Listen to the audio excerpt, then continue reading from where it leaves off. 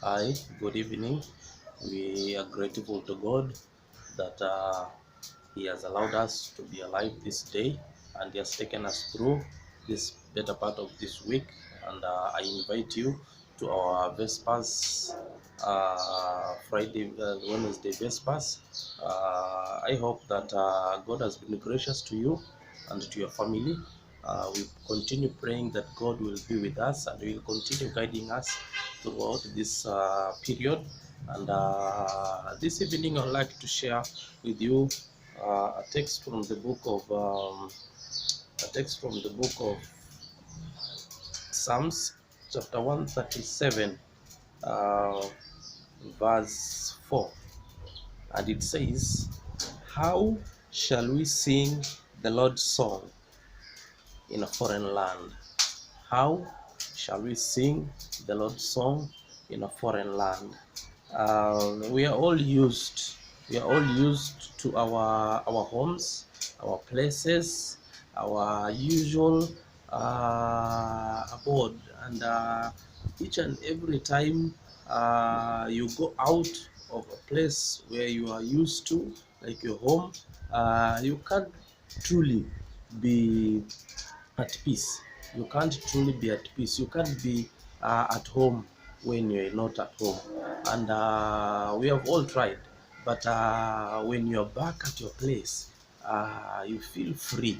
You can stretch yourself the way you want. But as long as you are away, you can't be as free as you are at your home, at your place.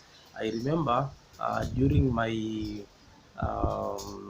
studies, when the last day of college, the last day of exam, that last exam, it is the exam that I really prepared for.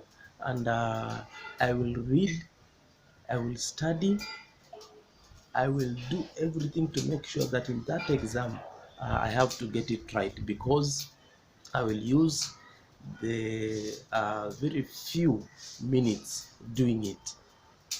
Immediately I'm through, start going home.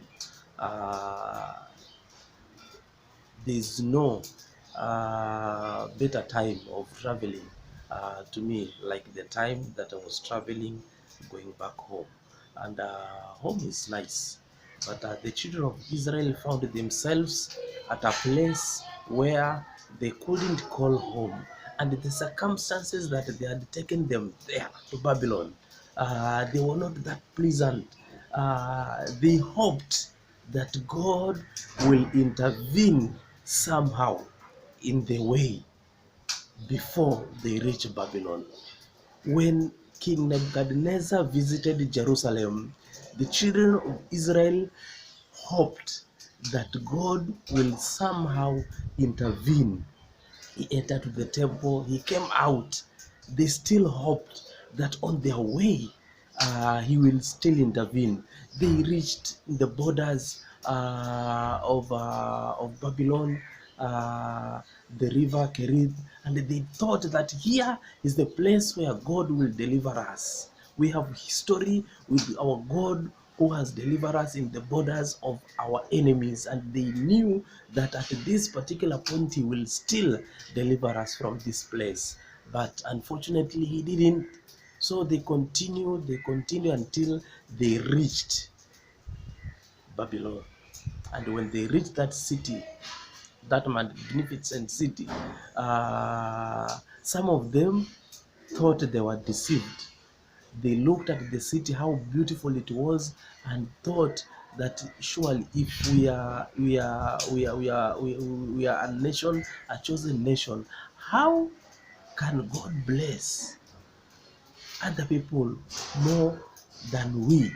And after they looked, they beheld the city, the children of Israel didn't have that courage again to continue with the praises of God.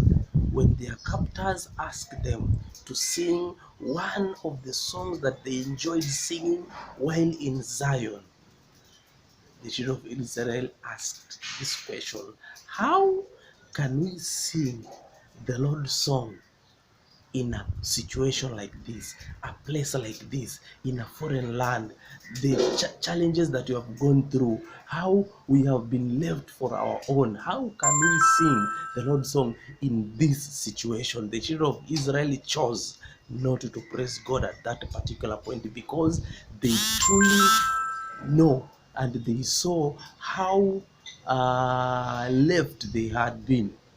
And at that point, at that moment, the children of Israel decided not to sing the Lord's song. Unfortunately, this particular psalm, Psalm 137, is a regret.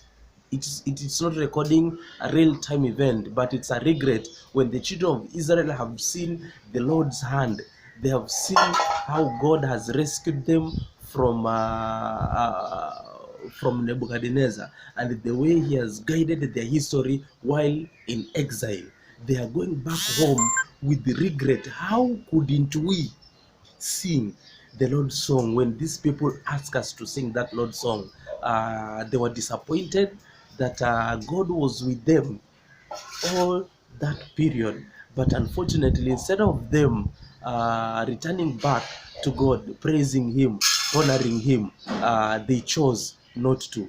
It's unfortunate for them to have gone through that challenge, and we are going through the same challenge at this particular time. Uh, this pandemic, where it has left us, we fear, we fear, and the rules and regulations that have been put in place, they continue suppressing that little time that we have for praise. You'll find that the whole of this period, we have a lot, most of us, maybe the fear has overtaken our praise to a point where you don't even remember praying to God, because you're wondering if God is there. How come we are going through so much at this particular point? It's the same situation that the children of Israel were. They felt powerless in front of their captor, and because of that, it became so hard for them to continue praising God at that particular point. I call upon each and every one of us so that we don't fall into the same trap that the children of Israel fell when they were in Babylon. The day that God came to rescue them, they regretted, why didn't we praise God at that particular point where we were so desperate? At this particular point, it's up to us to continue having faith in this God that we serve, to continue praising Him, because we know that He's there for us, He will be there for us, and whatever happens, we know that out of it all, we will see the hand of God, how He will rescue this world, how He will rescue His ministry, how He will rescue His church, how He will rescue this faith, how He will come again and bring us all into the eternal life that He has prepared for us. I continue praising God. I continue worshiping Him. I continue praising Him because He has given us this day. And because we are alive today, we will continue praising Him as long as we live in this world. May the good Lord bless you and have a lovely remaining part of the week. God bless you. Amen.